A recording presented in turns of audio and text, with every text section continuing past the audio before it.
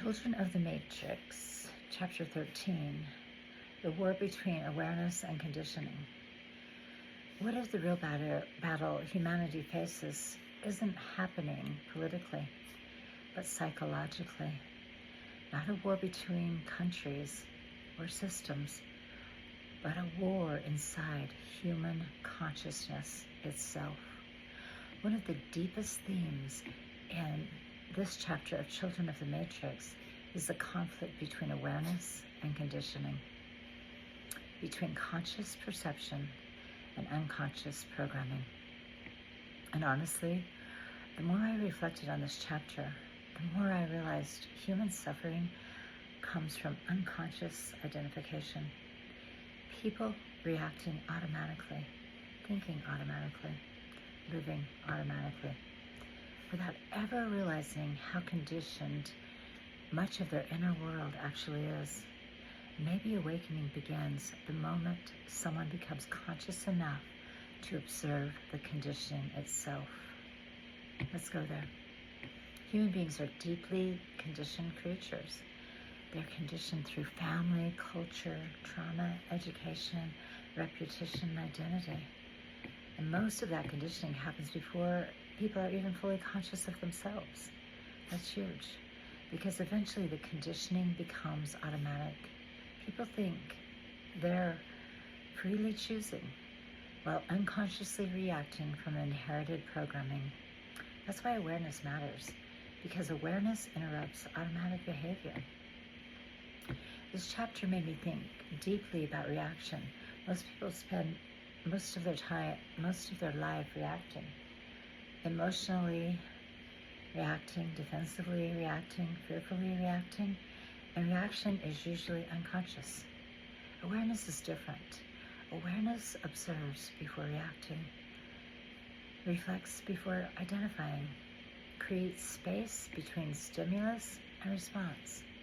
That's profound, because consciousness expands choice. Conditioning narrows it. And maybe awakening is the process of becoming less reactive and more aware. Another major theme in this chapter is identification. People become deeply attached to beliefs, roles, stories, identity structures. I have a little dog here, sorry. And once identity fuses with conditioning, people defend those structures automatically. That's why a disagreement often feels personal, because the ego interprets challenged beliefs as threats to identity itself. And maybe awakening begins when people realize, I can observe my thoughts without becoming them. That changes everything. This chapter also made me reflect on attention. Where attention goes, energy flows. And modern life constantly pulls human attention outward. Distraction, stimulation, emotional overload.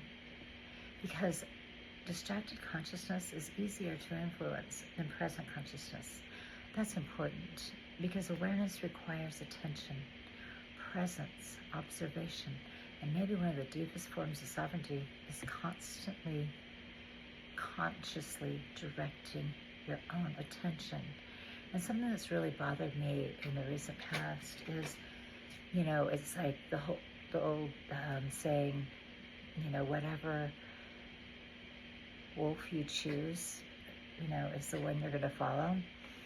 And the truth is, right now, because we are being programmed with fear, repeating lies over and over, these illusions created for us, it's taken all of our attention.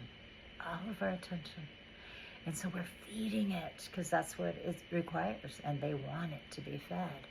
And so the thing is that you have to shift, let go of some of this that you're seeing, because it's just dragging your energy. You're being drained. Your energy is being sucked from you.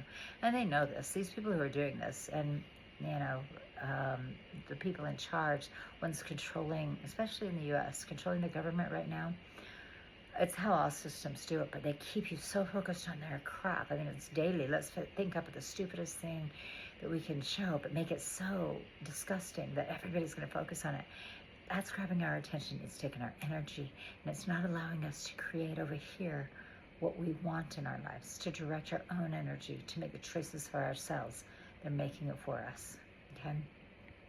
It's an internal battle. One thing this chapter really brought up for me is the conflict between awareness and conditioning often feels internal.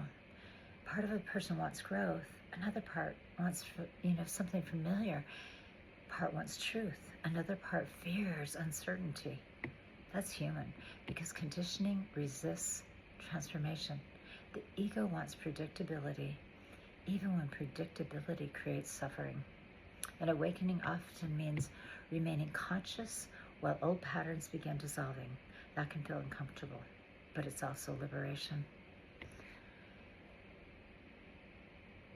The deeper I sat with this chapter, the more I realized presence itself may be revolutionary, because conditioned consciousness lives automatically, but presence interrupts automation.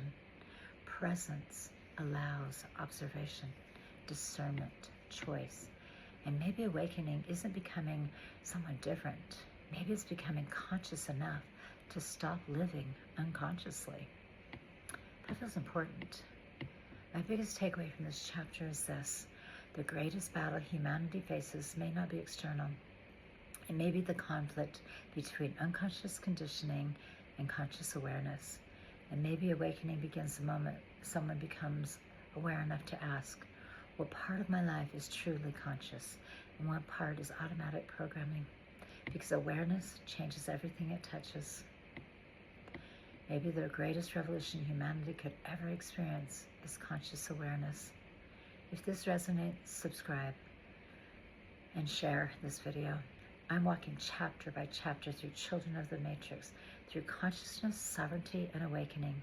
And tell me in the comments, do you think most people are living consciously or automatically? Thanks for watching.